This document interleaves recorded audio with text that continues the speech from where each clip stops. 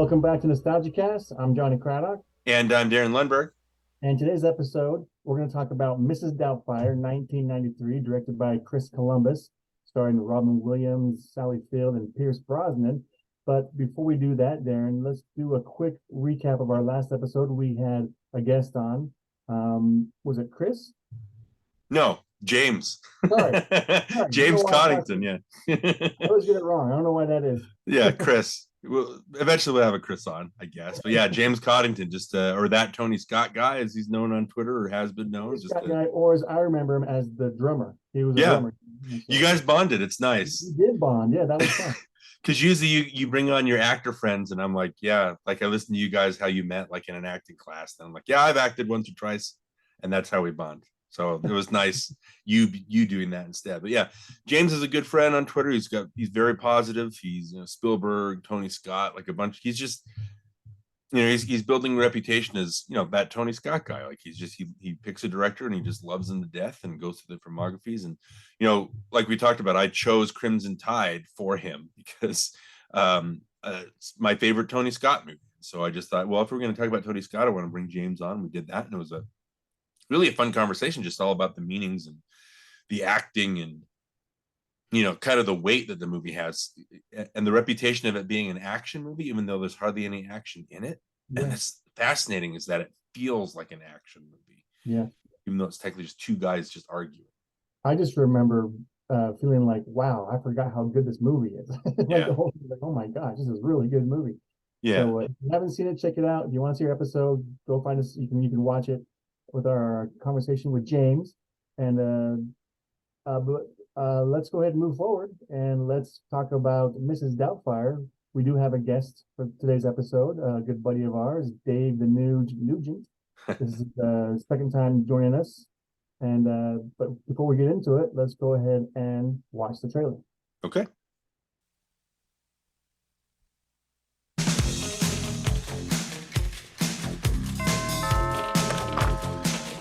Hello, I'm Euphigenia Doubtfire, dear.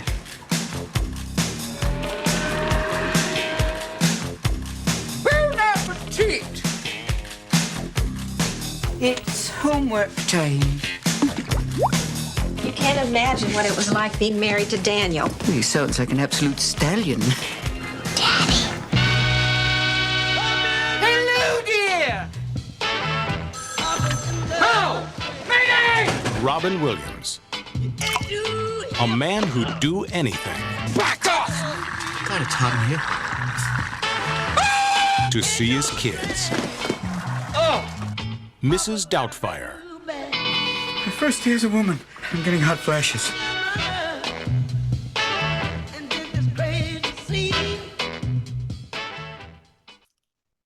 Okay, so Mrs. Doubtfire, 1993, directed by Chris Columbus and starring Robin Williams, Sally Field, and Pierce Brosnan.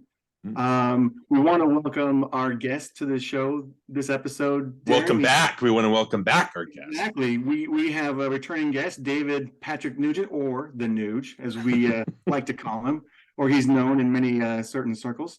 Thanks for coming back, Dave. We appreciate it. You chose Mrs. Doubtfire, so we have you to thank for that. Real quick though, you joined us for our Goonies episode. This is in like season 2, I think, right, Darin? Well, we did you kind of dirty because we recorded a bunch of episodes, and then Johnny and I just, for whatever reason, we stopped recording. We still had, I think, the Goonies and Dirty Rotten Scoundrels that we hadn't released yet. So we released them like right before we started up our second season, in air quotes. So it's not really an official episode, but it's a good episode. So everybody, with a hybrid. Yeah, absolutely. So everybody check that out. It's a good one. It is one of our most downloaded episodes, by the way. Yeah. I have to say, I probably downloaded most of those. That's what my wife always says. I said, "This is how many downloads we had in a month," and she's like, "Yeah, I was half of those." Yeah. Thumbs up. Well, I do miss the basement. Yeah. That's right. We were in the studio for that one. My goodness, that was fun. Because we always wanted to impress our guests. We didn't want it to be like, oh, come and record in the bathroom at my house. We get really good sound in the tub. That's right. Sit there. Yeah. Well, Dave, thanks for coming back, and thanks for picking Mrs. Doubtfire. But like I said before, you moved to Washington State. And when I reached out to you about joining us for this episode, you sent me a picture text of the Goonies house, the actual house they shot the movie in. And I was like, what is this? Did Dave move into the Goonies house? So tell us a little about your move and about, where you are in your life right now. So yeah, there's been quite a few changes here since we left almost a year and a half ago, left Utah. And me and my girlfriend, we kind of moved in together and kind of trying to live a life. And things just were like, they were escalating, and we're like, we have no reason to be here. I can do whatever I can do from either the computer or if I cook or whatever job, I can get a job. It just so happened we kind of made the move, and a lot of faith, a lot of tears. And then we settled right outside of Portland, just north of Portland, right next to the border of Vancouver, Washington. And but it just I don't want to say anything bad against Portland, but man, it sucks. It rains 7 months of the year. It's not necessarily weather, but that's Seattle. Crap, it's just like, okay, just right down the street from our house, there was a tent city right off the freeway. And hey, I know people are having hard times, but it's everywhere. And people are aggressive. People are fucking aggressive. And you're like, okay, hey, let me help you out. No, why don't you help me more? You're like, go away from me. Riding my bike to work, go the same thing. So, but no, I had a stupid little job. And my girlfriend, who is in the dental field, she's a dental consultant. And they started up a right in Renton, Washington, implant center. So she's kind of heading up that. I'm currently right now I'm cooking, and I've just started the voice work again. And so with all this new equipment I have acquired as a gift from her, I think, oh man, she's a really good person. But I'm getting to learn this stuff, and now I'm doing just auditioning for voice work. I just want to, if I put 4 to 8 hours of voice work in a day, I mean, some of those things, they pay out really well for a very short amount of work, because they buy your voice for a period of time, like I've done in the past. So yeah. Well, from what I remember, that was one of your strong suits, was doing voices. Like, you were really good at like mimicking, other actors' voices and imitating them and doing impressions. And that was what always kind of like drew me to you. You were always so funny. And so it was fun just to be around you and listen to you do these voices and these funny characters and things. So it's fitting that you picked Mrs. Doubtfire, because Robin Williams is a voice actor in the movie. I mean, he's known for doing voices as well, but it kind of makes sense that you're the one to bring this to us. So life imitates art. Yeah. Yes, and I did give you a few different ones, and then I realized that Robin Williams was on quite a few of my lists of top 10 90s movies. Like he's up there. He's done a lot of stuff. And then the movie itself, me and my girlfriend were watching right before we got on, and I get teary. I'm like, oh shit, this is just so real. I don't know. Like a struggling voice actor that, and then you get divorced and all this other. I'm like, wow, a lot of it really hits home for me. And so, but yes, the voices come through. So it's like, oh boy, guys, let's get it together. So tell us real quick, what was your experience with the first time that you saw it? Like, what was that like? Where did you see it? When in theater or like at home, or what was your experience there? That's a great question, because I've seen it so many times. I don't know. I can't recall, because it came out my senior year in high school. I can't recall if I saw it in the movie theater or if it came out on video. Video. I'm pretty sure we saw it in the theaters, like a family trip. The impact of the movie, because I've seen it so many times, all those little nuances. And I had a question. I didn't even ask Siri or whatever, or Alexa, and just say, how many different voices does Robin Williams use in that movie? And it's almost like asking, how many times does the Big Lebowski use the F word? or the word dude. Yeah. Or the word dude, yeah. And I'm like, wow, it's but then you go throughout the day and you're like, yeah, those little things, these little nuances throughout the movie just really hit home. So I think that's why it kind of left such a lasting impression, more so as I got older than when I first saw it. Yeah. As if I can say that, because when I first saw it, I was just enthralled with Robin Williams because that's him at his top going. He can do anything. Hey, oh boy, I'm going to use it. It's like that's how he is. So. Yeah. Yeah. Well, we talked about him during our Popeye episode. That I think it was episode 11 or something like that. Yeah. I remember Jonny at the end. I remember getting emotional just talking about like what he meant to me. Like it was one of the first. If we're talking about Jaws becoming like the first movie that I became infatuated with, and and Spielberg becoming the first director, Richard Donner becoming the second director, which we talked about that in the Goonies, and then Robin Williams is the first actor I learned his name because he was in Popeye. I was like, who is this guy, and why is he Popeye? Like he's Popeye, like come to life on screen. Like how does he do that? So yeah, so we have talked about him. Robin Williams means a lot, I think, to a lot of people. And he really gets into his characters. Like he doesn't let any stone go unturned with his characters. It's and they all seem to have that thread. Even as some would say his shitty movies, that you're like, he would still have that thread of like he is dedicated to doing this character. It's like, I mean, 1 Hour Photo is a good example of that. Yeah, Popeye, obviously. Oh boy, we just gets into the voice. Yeah. Well, he also requires. We'll talk more about Robin Williams, but he obviously he's better when he has a better director who doesn't just let him run rampant. Yeah, we'll talk when they hone him in. Yeah. You hear that, Johnny? When they hone in the talent that just goes, yo, you want me to do anything? Sure. No, just be you. Just be you. Really? You sure? You sure you want to be me? I'm going to go off here. Yeah. But it's like for you before the episode started. So, but it's like every drama teacher throughout college or anybody has always said, hey, it's easier to pull somebody back than it is to ask for more. That's true. Exactly. Yep. But yeah, sometimes you let them go and you're like, oh, this is great. And it just doesn't translate. It just doesn't translate. Yeah. Well, you mentioned 1 Hour Photo. 1 Hour Photo is one of the ones that a performance that he gives. It's not just him riffing the whole time. So that's a good one to pick. Same with Father of the Year. I mean, what was it? Was that the one where? Yeah, the one that Bobcat Goldthwait directed. Yeah, that's right. That's right. Yep. Dude. Well, real quick, my experience with it the first time, I want to say I saw it with some friends just at his house. I think I remember this because he was a child of a divorced family, and so the movie hit him really hard, and so I remembered it like affecting him.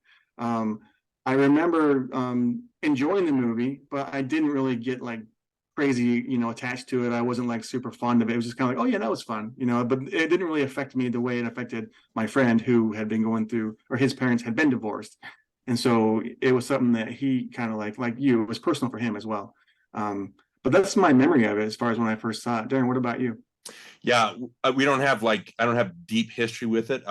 Dave, like you, I went to go see it because it was Robin Williams. Like that was just this is the year after Aladdin. And so I think that was he was just on a high. He was on a roll. Yeah, and so when the next Robin Williams movie, you go to see it, and then I think I don't want to say I was blindsided by the divorce stuff, but it was surprising.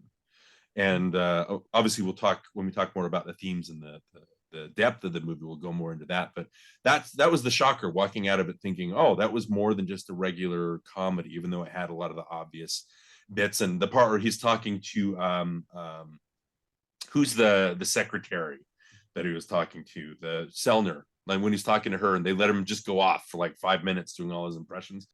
Do you have any talents, any skills? Yes, I do voices. Right. And that lets him go off. Yeah.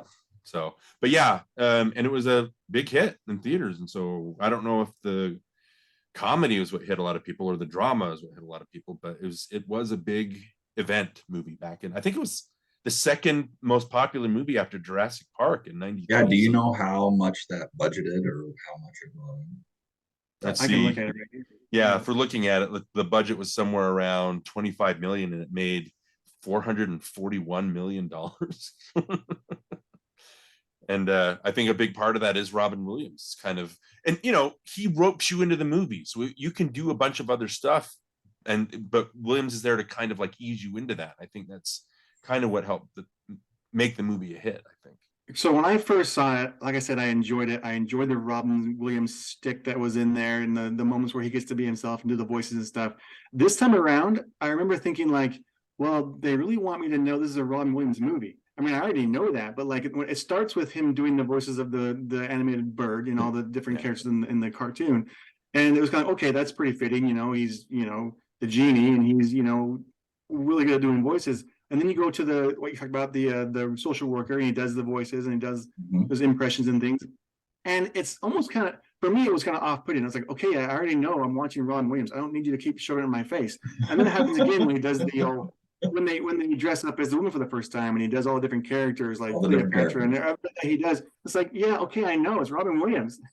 It's Robin Williams on overload. Yeah, and then he does the dinosaurs talking to each other, and you're like, okay, how many times are you gonna keep doing this to me? I know what movie I'm watching here. You're gonna keep, rubbing it in my face that this is a Robin Williams movie. Johnny, his character is a voice actor.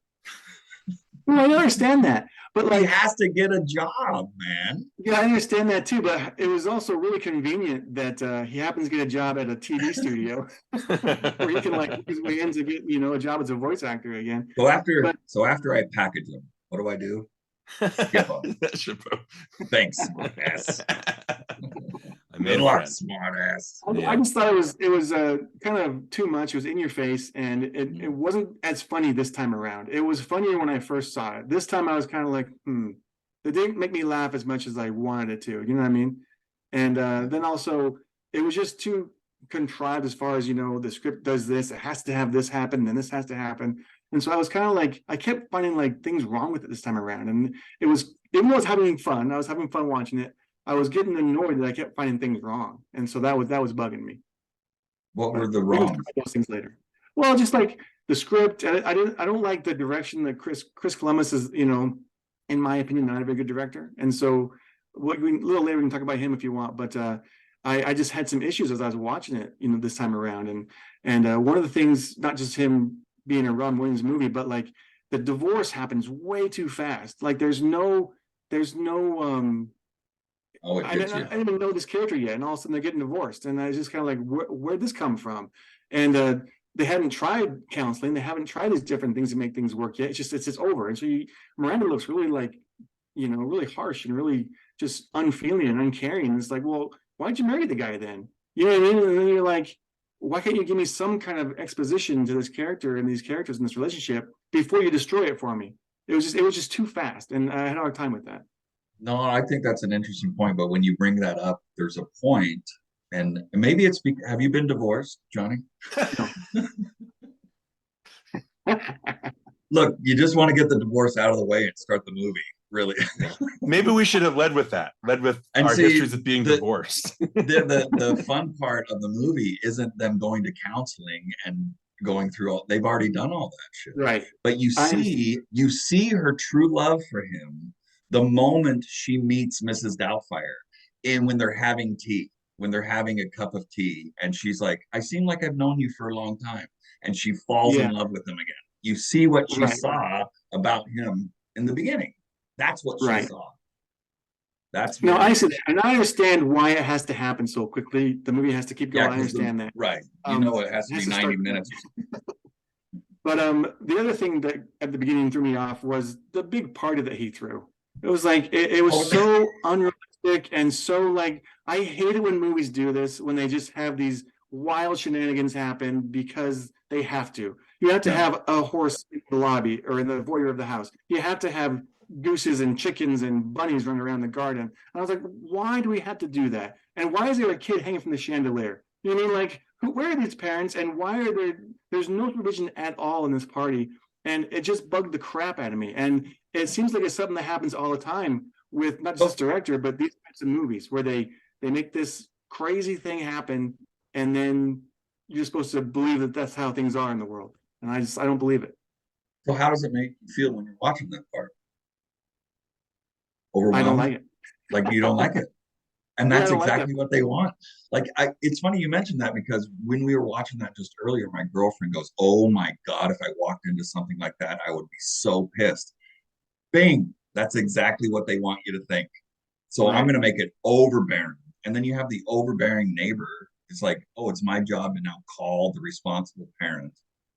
And you're like, nobody would, this Right. is, Yeah, it's too far fetched. I understand. Like I say, I know the reasons behind it and everything, and I know it's just a Yeah. movie. But like, and I don't think I saw this stuff when I first watched it. So that's kind of the point of our podcast, is kind of see, how it holds up now. Back then, it didn't even faze me. I didn't care what I was just kind of enjoying the movie.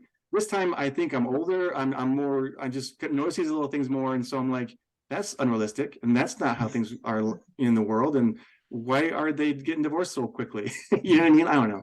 Well, if you're looking, like, the theme of what I'll be talking about is whole movie seems to be these instances of things that are so far-fetched that you don't believe them. Like, it stretches credibility, your to the point of it's a breaking point. But then it also has these moments that are so real and raw and uncomfortable that it's like, and it wavers.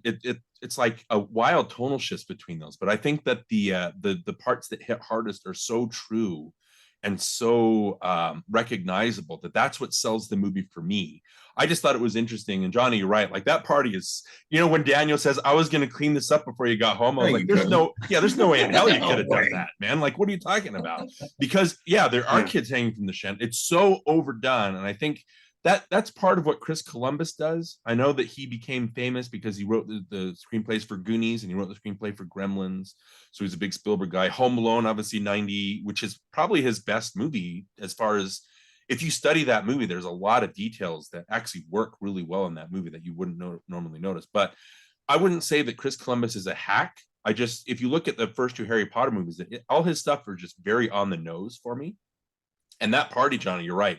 That's on the nose. They're trying to sell you that, oh, this party is so overdone that when Miranda comes home, you're kind of siding with both, because you want Daniel to be with the kids, but you're also like, whoa, dude, like, you've got a horse like eating your plants in your front, like, it's too much. And so you want that. Yeah, see, there you go, right? So it's this weird mix of the real with the fantastical. It seems like that stuff that I don't buy with stuff that I absolutely buy, to the point where it makes me uncomfortable. It's just it's a strange but a rewarding movie because of that. And that's a lot of what I'll be talking about when we talk about my point of view of the movie. But Okay.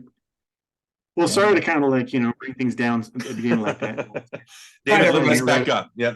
that was my movie, guys. Our first walkout, Johnny. Are you proud? I'm out of here. How about this? How about we talk about divorce, Dave? Since that's what you want to talk about. No, yeah, this is why the movie hit me harder later in life, because it didn't. That's why I don't recollect when I first saw it, because it hit me so much harder later in life with the fact that the guy's a voice actor, the fact that I was struggling doing acting and shit like that during my first marriage, and then things ended, and you're like, for what? But yeah, you don't see all the therapy and all that stuff, but then all of a sudden there's this end going, I don't like you anymore. I don't love you anymore. And you're like, down. And you're like, okay, well, what do I do? And you see the struggle that he goes, his shitty apartment and this other stuff. And you're like, and I looked at him, yeah, so what do? You were a stay-at-home dad, voice actor, out of work voice actor. And your wife was making the money, and now what do? You're divorced. So you go, now the judge is like, you got to go get a job and a house in San Francisco and support 3 kids. And then you can see your kids again. Fuck you. Yeah. I've been with them every day of their life. So how the fuck are you going to take them away from me? That part just really gets me over the top. And I'm like, all right, maybe this is a little too much close to home now. So yeah, I like how you guys bring up those eccentric parts of the movie that are so unbelievable, but in your mind it brings that that absurdity to the situation. So that absurdity of a party, and then you break it down, that argument after the party, that's 100% real. Yeah, that shit is real. the moment where she comes home and she catches him and he knows that he's caught, right? I mean, I've never been in that exact situation, but I know as a father, I've been in that situation where I forget that I'm a father. I forget that I'm supposed to have responsibilities and I am having maybe too much fun. Yeah, right. And so you get caught in those moments where it's like, oh, and how do you like man up to it? Like, do you try to breeze past it? Do you deal with it? You know, so that part, you know, and especially the part where they have the argument, she says it's over, and like you just see him just break down. It's like, and this movie obviously was based on a book.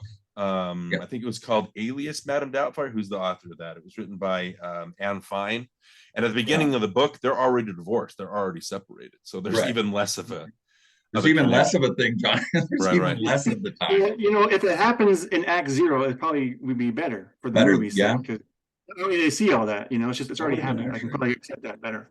Because David, you talked about it, their conversation later, like you can see where they connected and why they were a couple. It fills in those little holes later on. It's just a question of how effectively it does it. So yeah, so that was based off a book, and that character was based off a real person in Scotland, right? Yeah, something like that. I know he based the voice off of Bill Forsyth, who worked with them on Being Human, the guy that directed Local Hero in the 80s. Was that true, dear? There you go. Right? So I think he based that accent at least off of him. So interesting. Learn something new on this NostalgiaCast. But you're right, David. It's the like I said, I've never been through a divorce, but you know, we have couples have fights, and so a lot of that's recognizable. It's hard being in a marriage and trying to maneuver that response and shoulder the responsibility and still be have fun with your kids and show them that you love them, and all that stuff really rings true in the movie. And that's what really stands out for me, though. Yeah. And you know, so your ex goes and hooks up with some handsome, smart, rich person. British Irish dude, yeah. James Bond. Absolutely. Well, since we're talking about that, let's talk about the actors real quick before we move on to anything else. We kind of briefly hit Robin Williams already. We all know, you know, he's, you know, super power when it comes to acting and voices and all that. But was there anything in his performance that you didn't like in this movie? Either of you? David, do you want to go first?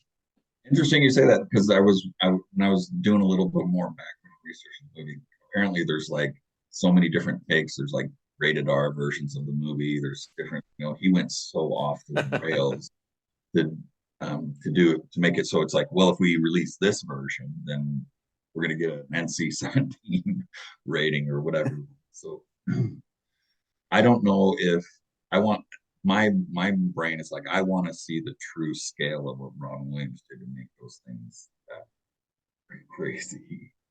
So I don't know if there's not necessarily anything bad that I think he did. And that just might be because I think the guy is amazing. If I were to not really nitpick, but we've talked about it already. So the part where he's with Selner or whatever, the note that I have is, well, this is obviously the part where he rips, but it makes a little more sense because you already set him up as a voice actor, right? So it's at least a little forgivable. I think the story is a couple of fun backstories is when they would direct, when they were shooting the movie, I think Chris Columbus would shoot 2 or 3 serious takes, like based on the script. And then after that, they would just let Robin go and do as many as he needed to do, and then kind of edit it together. I think Columbus equated that to like making a documentary. Like how do you piece together all these things? Because you could go and have a bunch of footage and it would take the movie one direction. You have a bunch of footage over here, it would take the movie in a different direction. So it was a question of like kind of honing that all in. And it's, like I said, him playing a voice actor, I think it works and it kind of ties it down. There's also the movie that he did before this was Toys, which I think, Johnny, we've talked about that before, where there's no reason for Robin Williams in that one to go off on his shtick for like 5-10 minutes at a time. But Barry Levinson just lets him do it in that movie. And it's like, this makes no sense to the character. This is Robin Williams. It's Robin Williams. Like, it's not a character. And I think at least it makes sense in here that he's a voice actor. So even though, yeah, it's obvious, like you said, John, this is a Robin Williams movie, I get it, but it still ties in with his character as opposed to just coming out of nowhere and shoehorning it in. And the other funny story is when, and so even the parts where he's with his brother and his partner, and they're trying on like the Barbara Streisand like face or the Cleopatra face or all these things, and he's doing voices. It's the same thing. It's like they're just playing around, they're having fun. But when he dressed up as Mrs. Doubtfire, I think that he went around like San Francisco. I think he went to a sex shop. He did.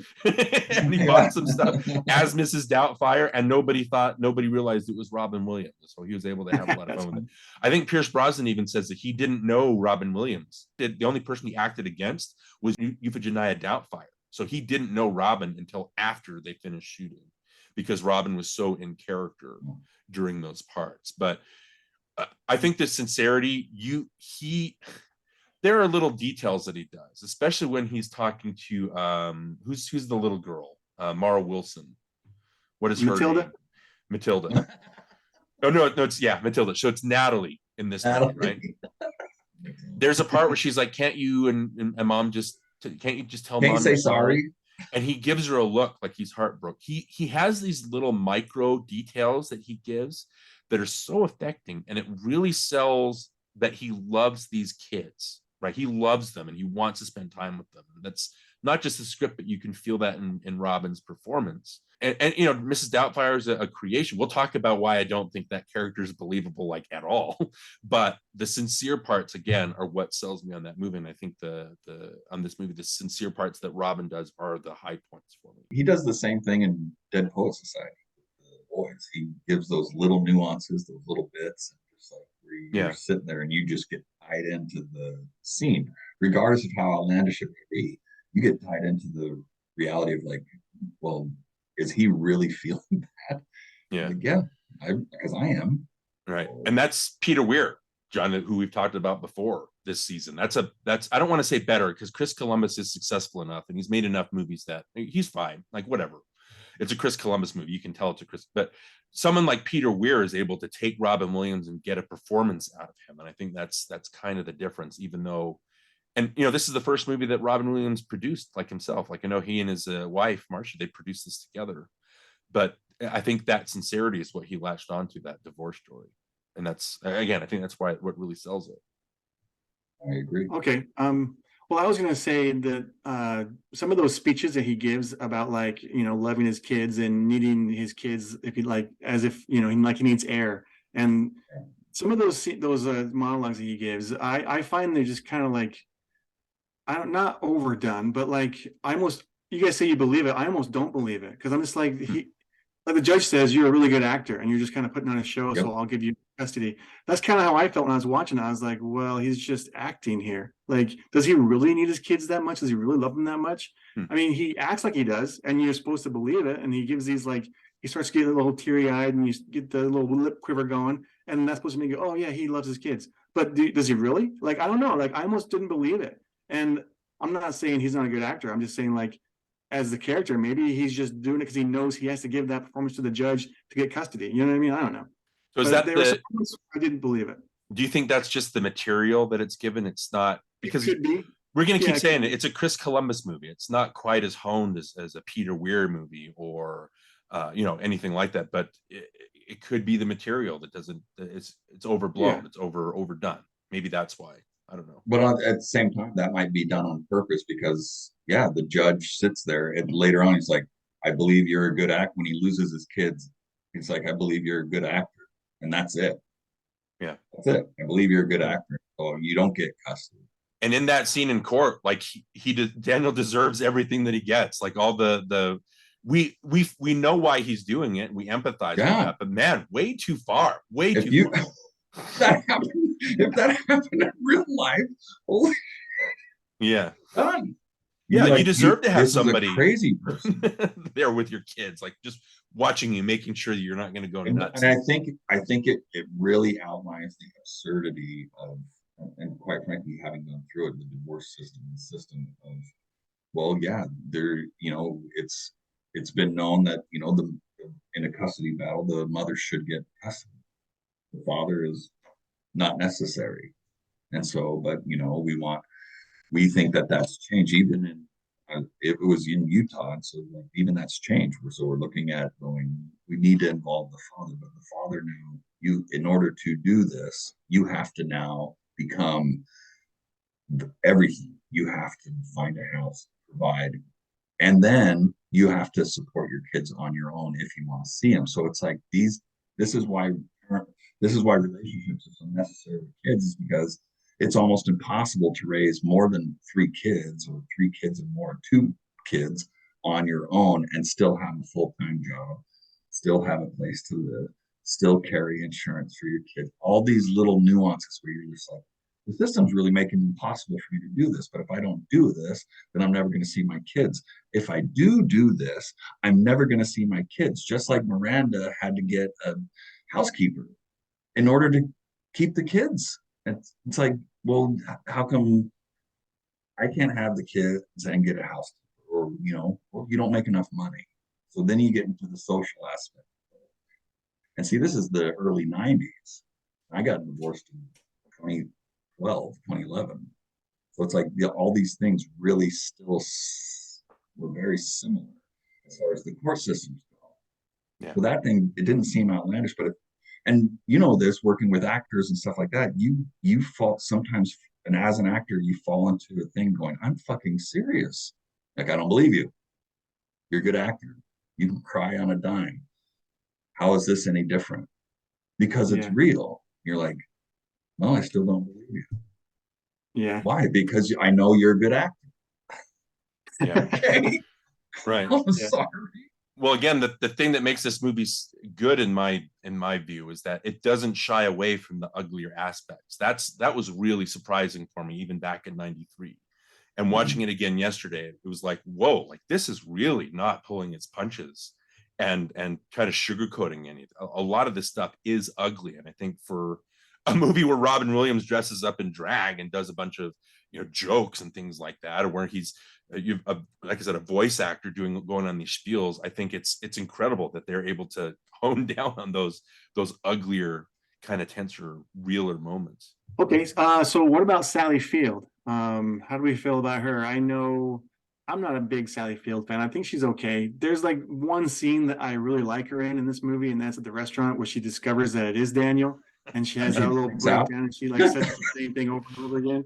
Like in that moment, I like her. The movie, I could care less if it's Sally Field or not. It matters not to me that she's in the movie at all, because but anyway, she's fine, but I don't really like her that much in this movie. But what about you guys? I love Sally Field. I'm just gonna take the opposite of whatever. Well, why is she good in this? Why do you like her in this? I think it's exactly what Johnny said. It's she, and almost every movie she does a really good panic. Like, no, like she's really good at that panic state, over the top, just like freaking out. Even when she's talking about Pierce Brosnan, when she's like, oh, so and so asked about me. Oh, like she does that little bit of over the top. But I haven't seen a lot of Sally Field movies. The Brady group, the old 80 for Brady. Yeah. 80. That's just out. Huh. Well, if anything, what I like about her performance here is you can tell that she's struggling. So the first thing that you notice is when she's in the office. Martin Mull comes up to her and says, oh, this Stewart guy was asking about you. And you could tell, like, this is Daniel. We've met Daniel. We know this is his wife, right? But she's kind of giddy that the Stewart guy has been mentioned. So there's a little bit of something there where how come she's so infatuated and giddy over this guy where she's married? So not huge red flags, but that's a little bit of a hint of something. When they're having that fight and she says it's over, you can see that she's struggling with herself. Like, she doesn't want to hurt him. She doesn't want to hurt the kids. She knows Daniel keeps saying, you're off at work. Like, you're so much more fun when you're not at work. Let's go on a vacation. She knows all that stuff intrinsically, it seems like, but she fights because she has to be the adult. That's the hard part here, is we see it. Like, Daniel, the first thing that he does when he's doing the voice acting for the Chuck Jones cartoon, which I liked at the beginning, but he takes a stand. It's good to have morals, right? But he's a child over it. Like, he just quits. Like, he forgets that he has his family to support, right? He goes home and he has this giant party with animals everywhere, and it's crazy. But the thing that we don't, I think, because it's Robin Williams, because we're men, say, is that we're siding with Robin Williams. So when she's reacting, we're kind of, well, calm down, like, but we've got to realize that she's the only adult in that relationship. Like, how are they going to raise kids if she's not and she has to go overboard because Daniel is such a child, such a man child, that it's like it's another child that she has to take care of. So she has to become both parents. And I think she nails that a lot. And I do like the scene where she's talking, like we talked about with Mrs. Doubtfire, about how like she became infatuated and married Daniel. There's a lot of sincerity to it. It just felt to me, and I don't know, David, I don't know if I'm taking the opposite stance.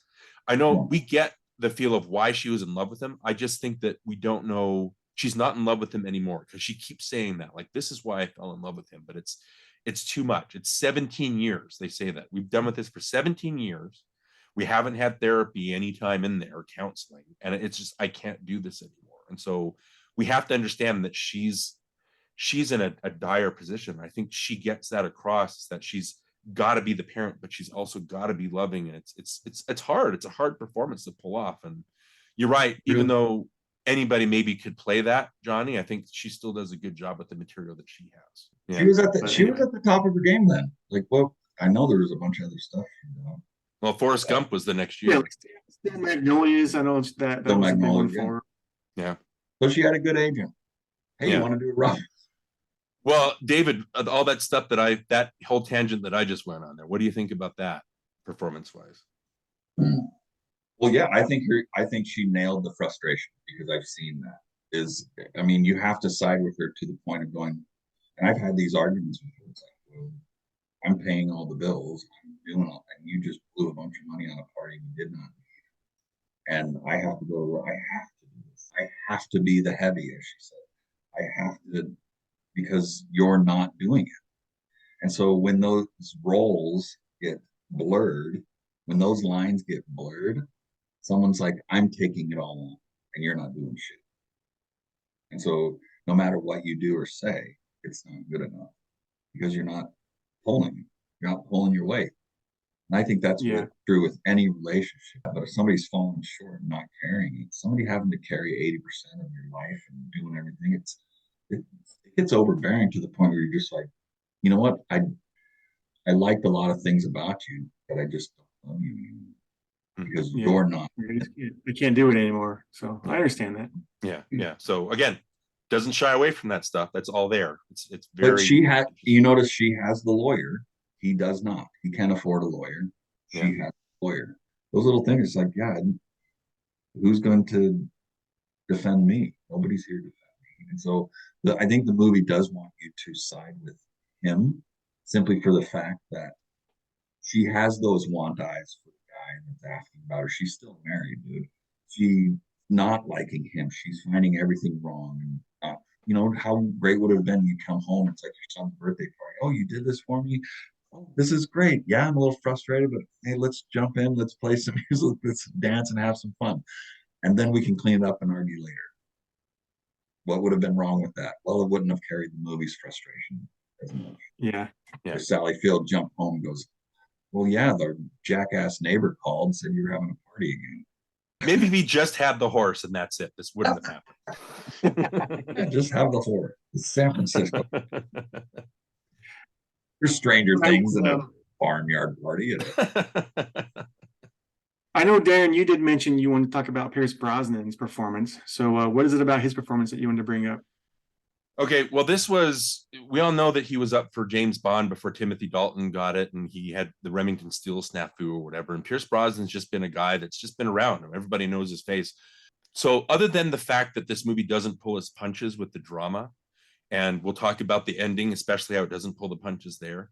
The other thing that absolutely positively shocked me in the theater was when you're introduced to Stu. Obviously he's British, and so he's British. You hear British, we think stuck up, we think like self-involved, we think like above everything, hoity-toity, right? And the way that the original script was written, Stu was written as a villain, as an egotistical villain that was trying to ship off the kids to military school so he could have Miranda to himself, which is like from Three Men and a Little Lady. Like that's the plot of that movie. And so what happens when you're introduced to Stu and then you see him talk with Miranda, like you're against him because you, at the beginning of the movie, you want Daniel and Miranda to get back together, right? We're conditioned to expect that to happen. Like the end of the movie, they're going to reconcile and they're going to be a family again. And so when Stu is talking to Miranda, we're like, get away from her, dude. Like you're messing with the family. We don't want you here. And so we're against him. And when he shows up at the house and Mrs. Doubtfire is sparring with him about like, overcompensating because of your car, things like that.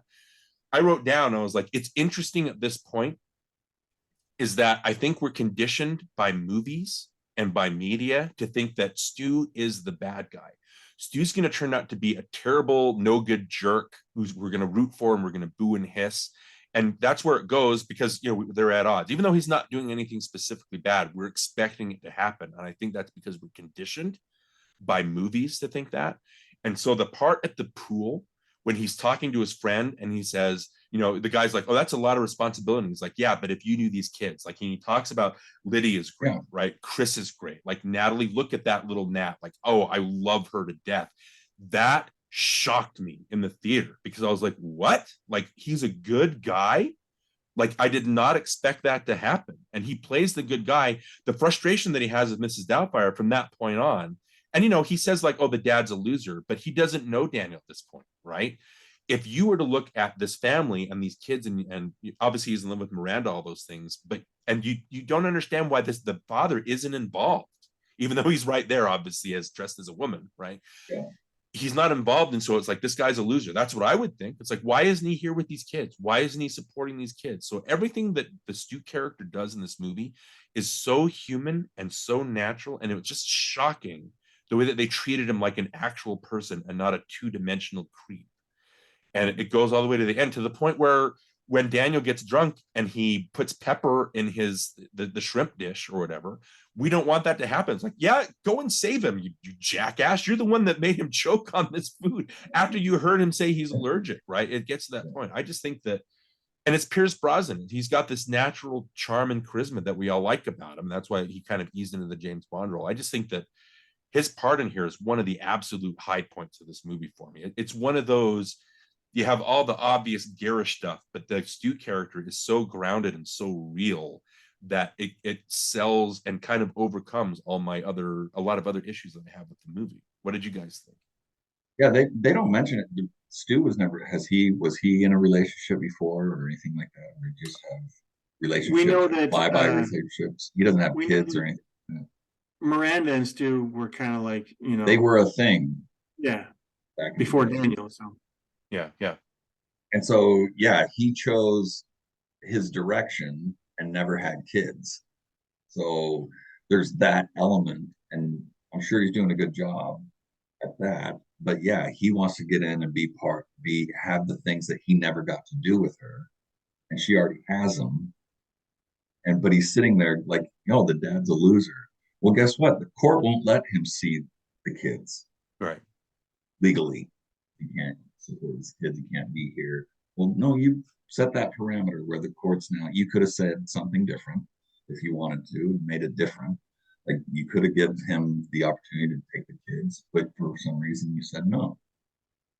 There's those points in the movie where the script or at least the dialogue lets it open going, yeah, why don't you let him see the kids? Yeah. You obviously know he's a loving dad. No, we can't lose Miss Doubtfire. It's like, okay. But the Pierce Brosnan character comes in and he's that tall, handsome guy, and he loves the kids. There's nothing elementally wrong with him except for the fact that he's there. He's a responsible businessman. Like he can support her if necessary, right? He's everything that Daniel is not. Right. And see, there's only a few things in the world, puppies, women, and children that have unconditional love. Yeah. Men are the only ones that have love under conditions. If you can't support somebody, your love's going to go away. Yeah. Love is going to go away. So, why isn't Miranda like setting the record straight and letting Stu know that the courts are involved, and that's why Daniel can't see the kids, and instead of letting Stu think that he's a loser, why can't she be the one to say, well, he's not really a loser, he just can't come legally, he can't see the kids? I think let me amend something. I don't know if she does not tell him. They don't. It could be like Stu being petty, and so even if he knows, like Stu's still human. Like he's like, well, this wouldn't be happening if their father was more of a man, right? And so he's allowed to be petty, whatever that means. Yeah. So there's more stay-at-home dads now. Yeah. It's like, well, if you're not supporting, what are you doing? Right. And I think we'll come back around to it, but with Miranda not allowed, like Daniel says, like, I can take him. How come he won't let me take him? She's like, well, I'll think about it. And the kids like give a look like, oh, when she says that, she's not, she's never gonna decide that. You know what's funny? You say, Darin, you say that, and we were watching. My girlfriend goes, "Oh, that means no." Yeah. And you can tell from visual language, not from dialogue. I think that really helps it. But it's also a question of, these are people, when you're in a divorce, and again, I can't speak for it as much as you, David. I don't want to like reduce you to like a babbling It happened a long time ago. I'm past. Yeah. But when this divorce happens, it's ugly and there's a lot of pettiness going on. And so it's Daniel and Miranda not being able to get over themselves and have a conversation. And that's the whole point of the movie. Daniel, through Mrs. Doubtfire, learns to be more of a man. I know that's kind of the irony of it, or maybe jokey to say. That an old English woman taught him to be more of a man.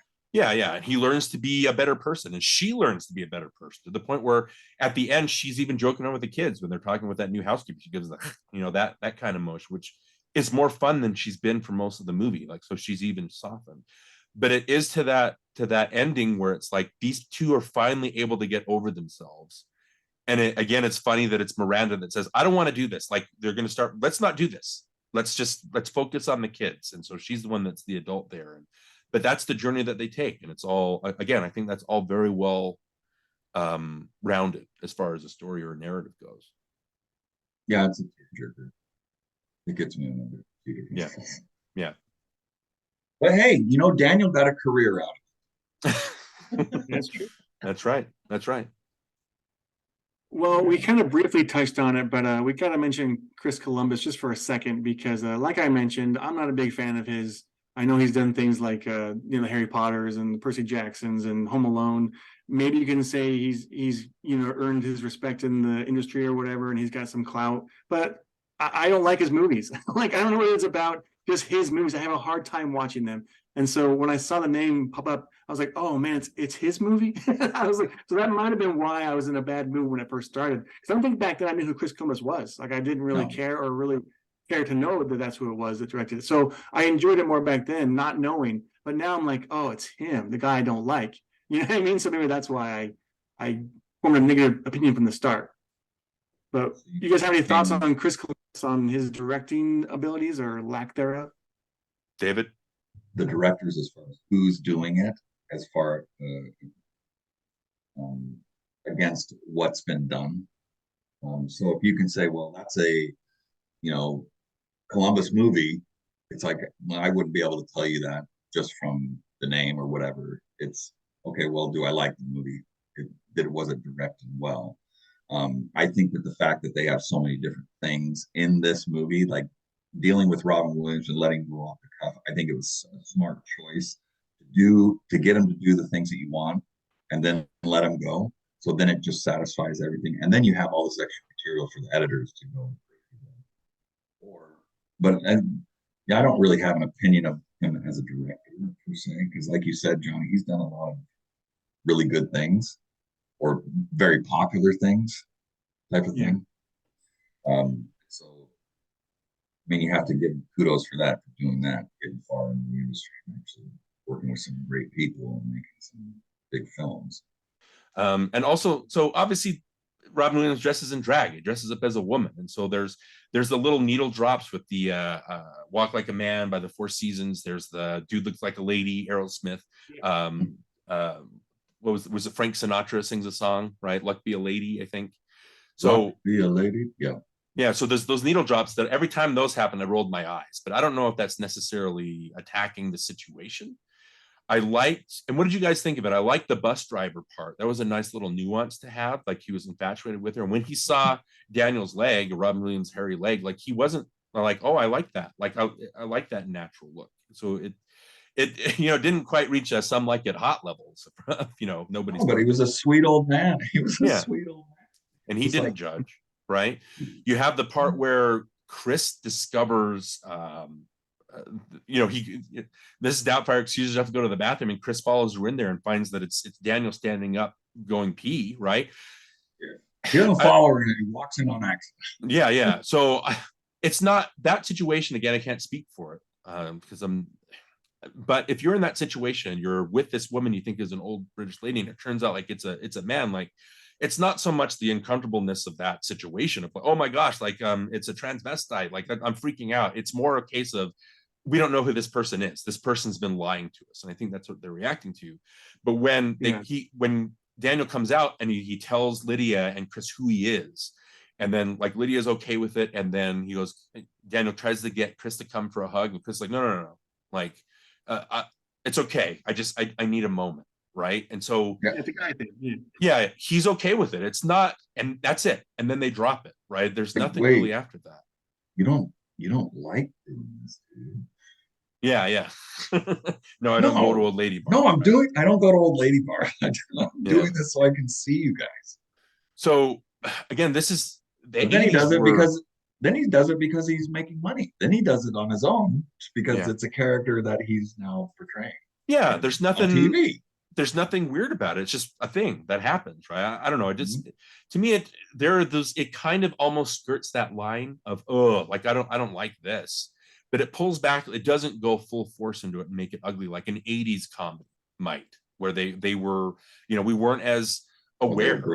Yeah, we weren't as we weren't as together as a people. I don't know. What did you guys think about all that stuff? Like again, it didn't play a huge part, but it was there because they had to address it. What did you guys think about all that? It'd be interesting because I haven't seen Tootsie in a while. That was late 70s, early 80s. 82, yeah. 82. But that movie is full on about the dynamics between how men and women act in the workplace. And so that's the whole point of that movie. And they don't shy away from that either. Not at all. So yeah. I don't know about that. So Johnny, what do you think? Well, it definitely makes for some good gags. Like it definitely plays to the comedy of the movie. Like him dressed as a woman and having to cook for the first time or whatever, and having the hot flashes and losing the face and all that stuff is like it plays for the comedy aspect of the movie. And so I think it works for that reason. But like Darin said, I don't really pay attention to it any more than that. It's just he's doing what he's doing because he has to see his kids. And that's how I look at it. But it's definitely funny.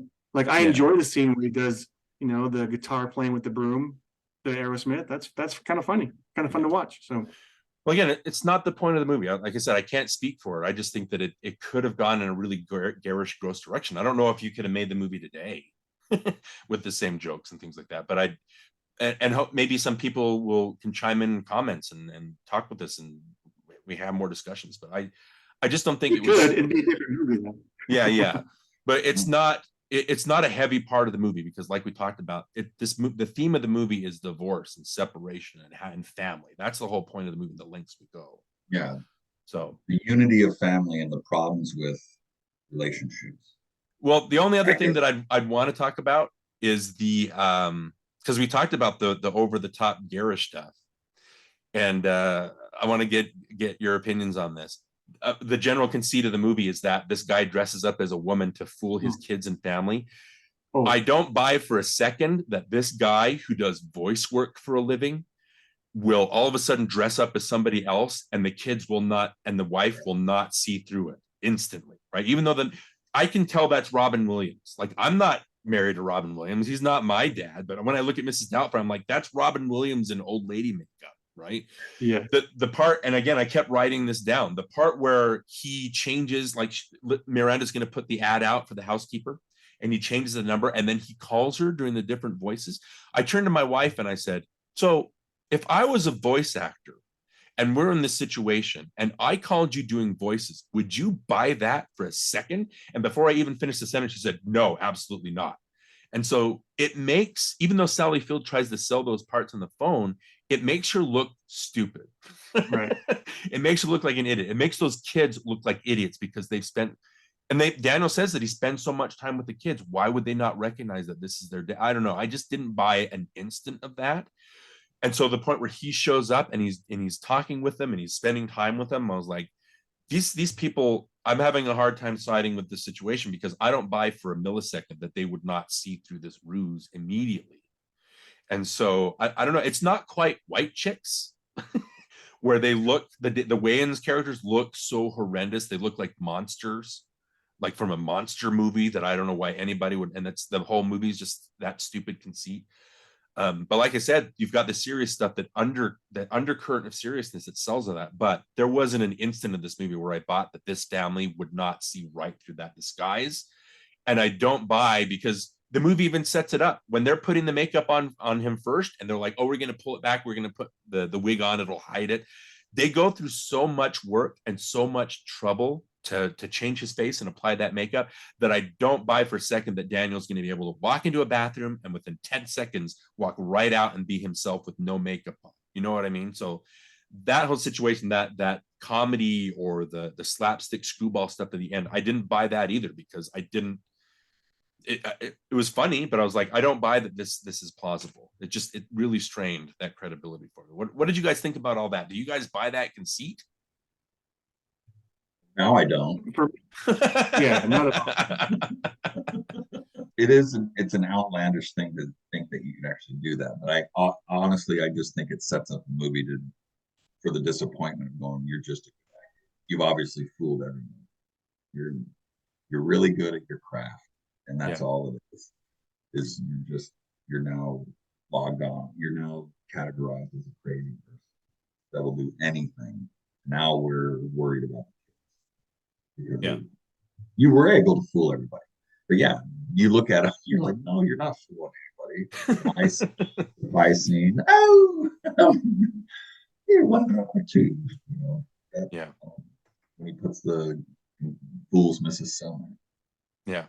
Just with that's another thing. When he sees the cake and he just shoves his face in it and then he pulls back out, and it's like perfect, like he's got no cake around his eyes. I didn't buy that either. It was just, I don't know, the comedy stuff, and there wasn't an instant where I bought any of that. What about you, Johnny? What do you think? Yeah, like you said, it's very obvious that it's definitely Robin Williams in, the makeup and the drag. And if you're married to that person for that long, there's no way you're not going to recognize that person's eyes, or the way that person holds their mouth, or the way because it's Robin Williams, like I say, it's Robin Williams, obviously. And so why can't they tell? So that does bother me when I watch it. It's like, you should be able to know that that's your husband / that's your dad. Yeah, it's too obvious. But Pierce Brosnan's character, I totally buy him. Again, that goes to the point of, I think Pierce Brosnan's a very human, believable, sincere character. He doesn't know who Daniel is. And so when he buys into Mrs. I like that moment at the end where they have the handshake. That was pretty funny. Unless you guys wanted to talk about anything else, let's talk about the ending and how everything wraps up. What is that where we want to go next? Yeah, sure. Okay. Well, what did you guys think about that? Go ahead, Johnny. Well, I think it wraps things up nicely. Like I mentioned earlier, I didn't like his little speech in court. I thought that was just overdone. I remember thinking, like, I don't believe it. But it does kind of tie things up nicely. It's nice that she's able to, let the kids. She kind of like drops all the court proceedings and stuff and allows him to have access to his kids. And then she sees him as Doubtfire on the screen talking about divorce and talking about how, some families have mommies and one, whatever, like that whole thing. It's wrapped up nicely. So it does kind of have that feel good moment at the end there. Even though it's a tough situation they're all in, it's nice that it's kind of, wrapped up nicely. I like the fact that it does bring it back to the kids. It really is about the children, the situation, how they're going to be fed life, and how they're going to be stories from their parents, and are they going to be on the same page, or is it always going to be arguments? It does bring it back to just like, the bottom line is, I love my kids, and I don't want to I don't want to do this to have to see them. I never wanted to do this to have to see them, but the system was so against me. I am crazy. I did whatever I thought I could, and it seemed right, because I was able to see them, and I was able to have a positive influence. Everybody changed because of that mythical character, which was not a mythical character. It was actually that person who made up their character. I think there is a lot of reality in the fact that you have to sometimes get shocked in life to step back and go, I need to make some changes. If I don't, I'm just going to be stuck in a dirty apartment, scrambling all the time, trying to do whatever I can. I liked how it ended. I mean, I really do enjoy the movie. Right. Well, if we talked about Pierce Brosnan shocking me, the other thing that shocked me was the ending, because, what I really liked about the script is, like I said, it's gearing you up for Stu to be a creep. It's because we're conditioned to that. It's gearing you up to, so when it doesn't and it pulls back, it's like, oh, I didn't expect that. And it's the same thing here. When we see Miranda and Daniel as Mrs. Doubtfire talking, and they're having the heart to heart and they're bonding, screenplay wise, that's telling you that, oh, a reconciliation is on the way. Like there's a possibility they can be back together. In any other movie, in any other lazy, contractual kind of movie, that's how it would have ended. They would have gotten back together. Stu would have been a creep. It would have taught them the error of their ways. It would have come back together and been a family. There you go. That exact noise, right? That would have been the movie. But the fact that they plant all these little things about how, Daniel's a child and Miranda's trying to be adult, and it's so ugly. And he's gone to extremes where it's the point of no return. He can't, because the ruse is lost. He's, like I said before, he deserves what he gets because he went to these extremes and he didn't have to go to that level of craziness, right? So he deserves what he gets. But when they have that, and I like that it takes place in a fake living room. Did you guys notice that? It's like they're almost playing at being a couple again because of the set that they're in. Visually, I thought that was funny, but they come to terms, and like I said before, they get over themselves, that they're able to have an actual conversation, like you said, David, about the kids. It's not, they're gone. Like, he's gone too far. Like, she's moved on, right? They're not going to get back together. I was blindsided by that. And yeah, it's great that she's like, let's take the courts out of it. You've made a change. I trust you with the kids. And so the kids see that they're making strides to, have that, it's different. Like, he knocks on the door and she invites him in. He's like, no, I'm okay. I'll stay out here. And he says, thank you. And they have that sincerity. So even though it's a happy ending, man, it's a bittersweet happy ending, because they're not going to get back together. There are major changes that are happening that they're not going to be able to renege on and repair. And now let's move on to the next stage in our lives. So when we hear we hear that monologue by Mrs. Doubtfire at the end, it's like, some mommies and daddies, or dads and dads, or moms and moms, that kind of thing. It's like all these situations are going to come out, and how do you deal with that? It's like, just don't forget that they love you, even though they don't love each other, right? They love you, and they're making strides to make this a good experience for you. And I don't know, that really blindsided me, because I did not expect the movie to be adult like that and end that way. And so if we're talking about all these little outlandish stuff that I don't buy for a second, but I buy all this sincere stuff, the love that he has for his kids and the family thing, it's a weird movie, but at the end, I think that the sincere stuff wins out for me, even though I don't buy a lot of the other comedy stuff. I don't think I would have liked it as much if they got like, quite frankly. Well, I think it would have made the whole movie way more absurd. Yeah, there wouldn't be as much to talk about, right? It would have been a one eye out the other kind of movie. We wouldn't be having these discussions. And I think that's the sign of a more of a quality movie, is that it's willing to go to these directions and these lengths to teach us all a lesson about things. I don't know. I really like that. I appreciated that. All right. Is there anything else anybody wants to bring up? Dave, you got anything else? Yeah. What's your final word, David? Final word by David here on NostalgiaCast. No, I think the final word is keep doing this. This is great. This is fun. I like talking about some of these movies. It really gets me back into some of the things, going back into college, what I went to college for. And, getting to talk about some of these things where you talk about it with some of the people at work or something like that. Okay, no. But we're actually in a platform where we can talk about it and get into some of those nuances that I appreciate you guys. Yeah, we appreciate you coming back for sure. And we'll have you back again. No, anytime. Hopefully not to talk about such a depressing movie. One last thing I want to bring this up real quick, because this bothered me. Now, he gets paid $300 a week to be Mrs. Doubtfire, right? To take over the kids for a few hours a day and all that stuff. And then the first day he tries to cook, fails at it, and then just buys food for $140. So if he's gonna spend $140 a night for 5 nights a week that he's taking care of his kids, it just totally takes rid of all the money that he was gonna make for the week. I think he still had credit cards. He's losing money. Well, he made spaghetti. We saw him make spaghetti. Like, he's on the right track. Okay, and also, what the heck is that crap he spoons onto the plate? that orange goop he comes out of the plate. What is that? And is anybody really gonna eat that crap? Because it looks disgusting. And so they're all like, all impressed, but there's no way I'm touching that stuff. It was a bouillonnaise. No, I don't. Yeah, it's gourmet, Johnny. Get over It was a yourself. bouillonnaise. It was delicious. It's from San Francisco. It was a really expensive restaurant. Fine dining is where he got it. It just says fine dining. Dining. That's what it says. And he gave him a $5 tip. Thanks, Dave, for coming on. We appreciate it, man. And we'll definitely see you again soon. Cheers. But where can people find you? Where are you in the stratosphere and the webosphere? Well, right now I'm starting to blast out. I'm just getting the legwork done. My agent is 123 Voice Talk. And then I have my little YouTube page, David Nugent. That just shows some of my commercial work and stuff like that. So I'm just trying to land some more gigs and get some things done. So just anything I can do, utilize my voice as opposed to utilizing. Well, we will be sure to put your links in the description of the video so people can click on those and find you.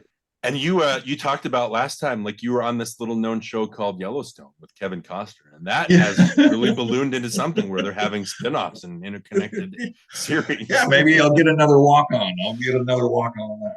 Yeah, but again, like from our conversations, you're just really talented and fun to chat with, and so yeah, if you're getting back into it, I really hope that you're able to like take that by the horns and really make something of it, because I think you deserve it. I appreciate you guys. Thank you very much. Welcome. All right. And Darin, we're not quite sure what we're going to talk about during our outro, but we will figure it out and we'll get back. All right. We'll see you in a sec. Thanks, guys.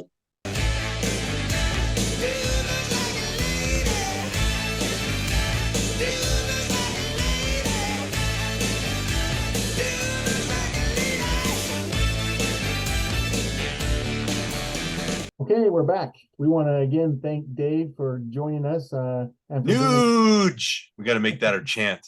Yeah. And for bringing Mrs. Doubtfire to us. That was a lot of fun. I know it was really personal for him, so that was kind of fun to talk about some of the things and messages in that movie that meant a lot to him. So that was a really fun conversation. I'm glad Dave was able to have that personal kind of stake in it. We may have talked about this to some extent during our Popeye episode before we started the YouTube videos.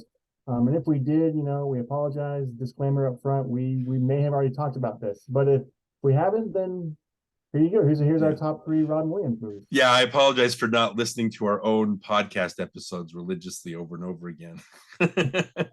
Let's just start with our number ones. It's fine instead of doing a countdown. And it's kind of cliche to say, but I think I'm going to pick Aladdin as the ultimate Robin Williams. And I just think out of all the roles that he's ever played, I think the genie in Aladdin is like the perfect summation of what Robin is. I don't know, it becomes a whole different movie, and that's all because of Robin. It's just he lifts that movie into the stratosphere, and the Eric Goldberg animation is amazing because he's able to match those rapid fire impressions. I just think Aladdin is, when I think of Robin Williams, especially because Genie looks like, obviously he's modeled after Robin, right?